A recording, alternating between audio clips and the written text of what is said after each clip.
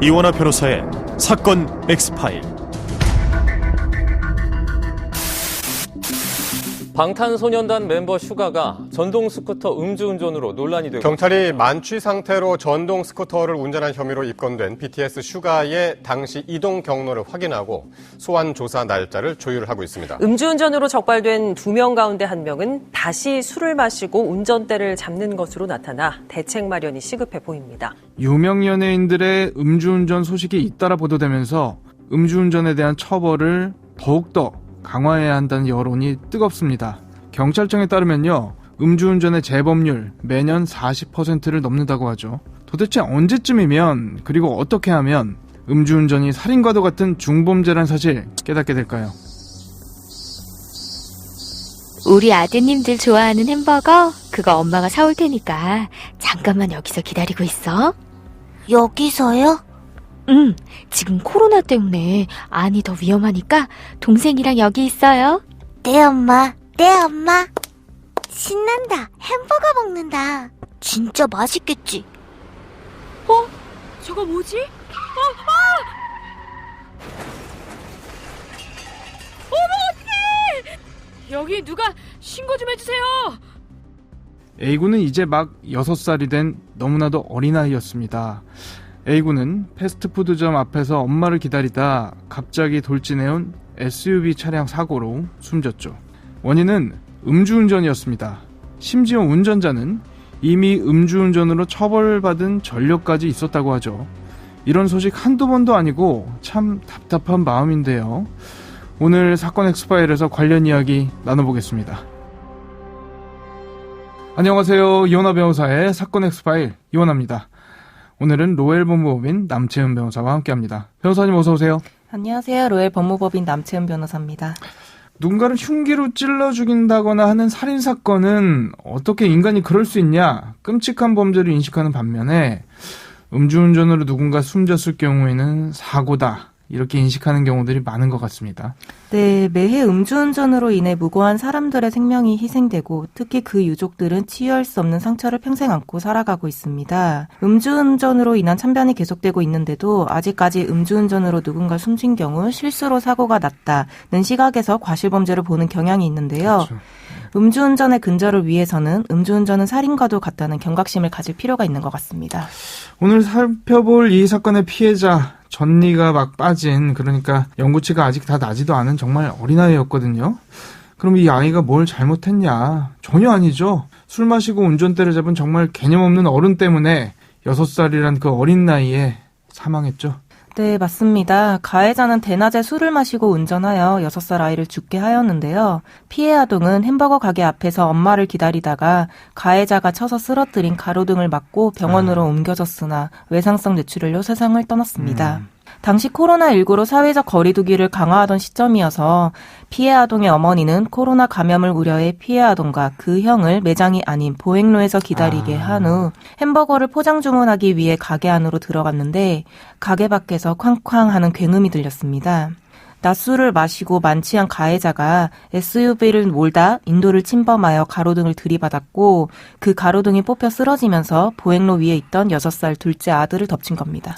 앞서 말씀드렸던 것처럼 사고 원인은 음주운전이었죠? 네, 가해자는 사건 당일 조기축구를 하러 갔다가 술을 마신 것으로 알려졌는데 사건 당시 그의 혈중 알코올 농도는 0.144%로 면허 취소 기준을 훌쩍 넘을 만큼 만취한 상태였습니다. 가해자는 이 상태로 약 7km를 운전한 것입니다. 정말 가슴이 아픈 게 이 어머니의 심정이 어떨까, 그리고 함께 있던 어린 형, 사고를 눈앞에서 목격한 거잖아요. 이 아이는 또 어떨까, 그리고 인터뷰를 통해서 밝혀진 내용을 보면 아이가 끙끙거리기만 할 뿐 말도 못할 정도였다 하거든요.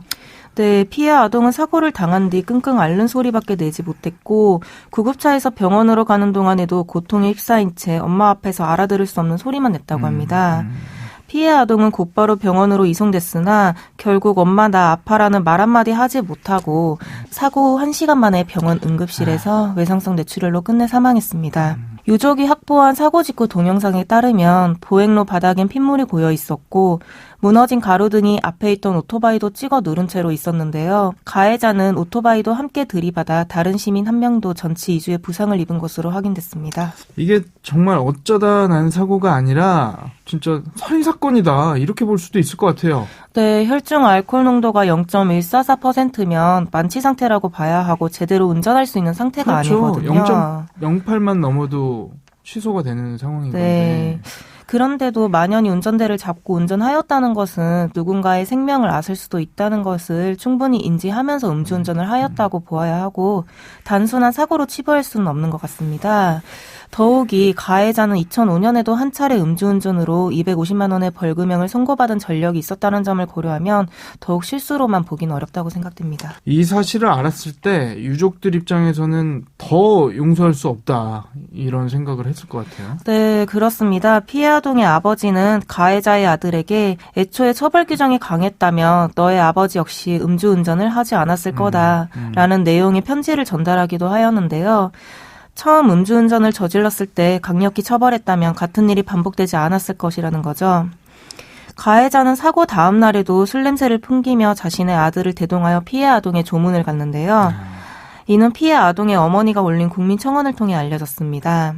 피해 아동의 아버지가 아들을 대동한 가해자를 내쫓았지만 피해 아동의 어머니는 죽게 한 아이의 장례식에는 왜 왔냐며 자신의 형량을 줄이려는 생각에 나도 아들 키우는 사람이라는 의미로 온 것으로밖에 보이지 않고 향후 이런 행위가 법정에서 반성의 증거로 인정돼 형량이 낮아질까 겁이 난다고 털어놨습니다. 네.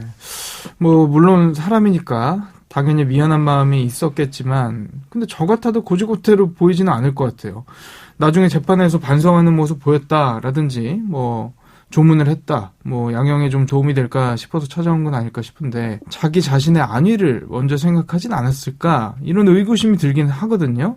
그리고 뭐가 됐든 장례식장에서 그 사람 얼굴 보고 싶지가 않을 것 같아요. 네, 유족들 입장에서는 충분히 그런 생각이 들 수 있을 것 같습니다. 가해자는 유족들에게 연락처를 달라고 했으나 유족들은 합의할 생각이 없고 용서할 마음도 없다며 거절하였는데 그 후로 연락은 없었고 판결 전날까지도 반성문을 제출하여 100건 이상의 반성문을 제출했다고 합니다. 유족들은 본인도 당연히 죄책감을 느끼고 있겠지만 가명을 위한 액션이라는 생각이 든다고 하였는데요. 가해자가 술이 덜 깬 상태에서 자신의 아들까지 대동하여 조문하러 왔다고 하니 유족들의 입장에서는 좋게만은 보이지 않았을 것 같습니다. 그렇죠. 더욱이 피해 아동의 어머니는 가해자는 사고 당시 기본적인 구호 조치조차 못했으나 경찰 조사에서는 발빠르게 변호사를 선임했다며 아이나 다른 것보다도 변호사부터 재빠르게 선임한 점에 대해 괘씸하게 생각하며 분통을 터뜨렸다고 합니다. 어쨌든 현재 우리 사회에서 할 수 있는 거라고는 법의 심판대에 올려서 마땅한 처벌 받게 하는 것밖에는 없잖아요. 가해자에게는 윤청호법이 적용됐는데 윤청호법은 음주운전으로 인명피해를 낸 운전자의 처벌 수위를 높이는 개정 특정 범죄 가중처벌 등에 관한 법률과 음주운전 기준을 강화하는 개정 도로교통법을 일컫습니다. 네. 이 법에 따르면 음주운전 사망사고의 경우 최소 3년 이상의 징역, 최대 무기징역까지 처할 수 있는데요.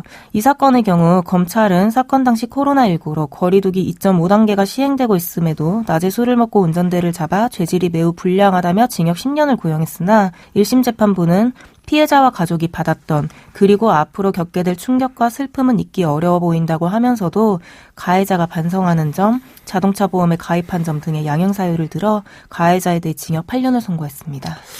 양형 기준이라든지 이런 거 다 떠나서 제가 만약에 유족이었다면 정말 납득하기 힘들었을 것 같아요. 특히 이 가해자 같은 경우에는 음주운전이 처음이 아니고 재범이었잖아요. 그래서 이런 뉴스 보도될 때마다 음주운전이 유독 재범률이 높다. 형량을 더 높여야 한다. 이야기 매번 나오거든요. 근데 매번 말뿐인 것 같기도 하고요. 어떻습니까? 네, 최근 5년 동안 음주운전 적발 건수는 62만 4천여 건이고 해마다 11만 건에서 13만 건 사이를 웃돈다고 합니다.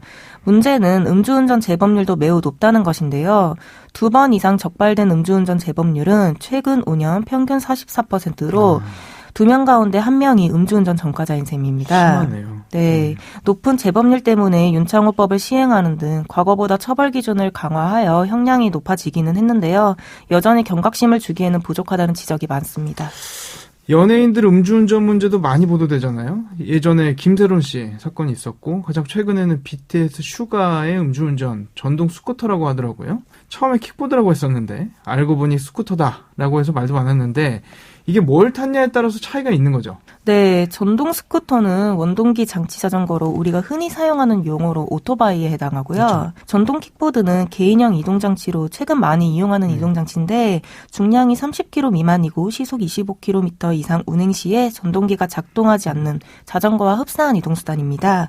원동기 장치 자전거를 음주운전한 경우에는 일반 자동차를 운전할 때와 마찬가지의 형사처벌 규정이 적용되는데 개인형 이동장치를 음주운전한 경우에는 10만 원의 범칙금 처분에 그칩니다. 이게 어쨌든 중량이나 시속 이런 걸 고려한 걸로 봐서는 실제 사고가 발생했을 때 위험성이 어느 정도 있느냐에 따라서 구별을 하고 있는 것 같아요. 네. 혈중 알코올 농도 나온 거 보니까 장난 아니던데요. 네, 처음 발표할 때는 맥주 한 잔을 마셨다고 했고 음주운전한 거리도 500m라고 하였는데 이후 혈중 알코올 농도를 측정하는 0.2% 넘게 나왔고 실제 이동거리도 750m가 넘는 것으로 확인됐습니다. 이는 면허 취소 기준을 훨씬 넘는 수치입니다. 그렇죠. 이전에 배우 김세론 씨가 만취 상태로 운전하다 교통사고를 내고 도주한 사건이 있었는데 김세론 씨의 당시 혈중 알코올 농도가 0.2% 정도였다는 점을 고려하면 매우 높은 수치인 거죠. 사실 0.2면은 거의 인사불성이라고 봐야 될 것 같은데 네. 가중처벌 될 정도로 많이 마신 거 아닌가요? 네, 상당히 많이 마신 만취 상태라고 볼 수 있고요. 우리나라 도로교통법상 자동차 음주운전은 혈중 알코올 농도 0.03% 이상, 0.08% 이상, 0.2% 이상 3단계로 나누어서 규정하고 혈중 알코올 농도가 높을수록 가중처벌됩니다. 특히 0.2% 이상은 2년 이상 5년 이하의 징역 또는 1,000만 원 이상 2천만 원 이하의 벌금이 부과될 수 있는 상당히 중한 처벌이 예정되어 있습니다. 앞서 언급한 배우 김세론 씨가 0.2% 상태에서 음주운전 사고를 일으켜 벌금 2천만 원을 선고받았는데요. 슈가 씨가 동종 범죄 전력이 없고 진지한 반성을 하더라도 1,000만 원 이상의 벌금이 선고될 가능성이 높고요. 진술에 따라서 실형이 선고될 가능성도 배제할 수는 없습니다. 네. 사회적으로 아무래도 영향력이 있는 사람이니까. 전동 스쿠터를 킥보드라고 했다든지 아니면 혈중 알코올 농도가 면허 취소 수준인데 맥주 한 잔이라고 한다든지 사건 축소 의혹까지 나왔는데 이렇게 진술했던 부분들이 양형에 영향을 주기도 하나요? 음주운전에서 주요 가중 요소는 음주량과 이동거리인데요.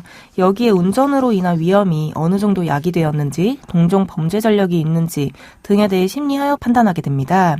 최초 발표 시에 거리가 500m라고 하였으나 실제 이동거리가 750m가 넘는 것으로 보이는데 이와 같은 진술은 충분히 그 진술의 취지가 번복될 수 있는 부분이라 양형에 영향을 미치지는 못할 것 같고요. 혈중 알코올 농도가 0.2%로 확인된 만큼 만약 경찰 조사에서도 음주량이나 이동거리 등의 축소 의혹을 받을 만한 진술을 한다면 진지한 반성을 하지 않는다는 이유로 일부 양형 가중 사유로 삼을 수는 있을 것 같습니다. 네. 사건 엑스파일 오늘은 음주운전으로 어린 나이에 참변을 당한 홍은동 음주운전 사건 살펴봤습니다. 음주운전을 두고 흔히들 단 한 번의 실수로 당신의 인생을 망칠 수도 있다 이런 이야기들 하곤 하죠. 글쎄요, 실수는 모르고 하는 게 실수 아닌가요? 술을 단 한 잔이라도 마시고 운전하는 거 이거 절대 안 된다는 거 전 국민이 다 아는 사실입니다. 결국 음주운전은 실수가 아닌 미필적 고의 아닐까요? 오늘 저희가 준비한 내용은 여기까지입니다. 끝곡으로 아델의 All I Ask 들려드리면서 이 시간 마치겠습니다. 여러분은 모두 변호받아 마땅한 사람들입니다. 사건 X-파일 여러분 고맙습니다.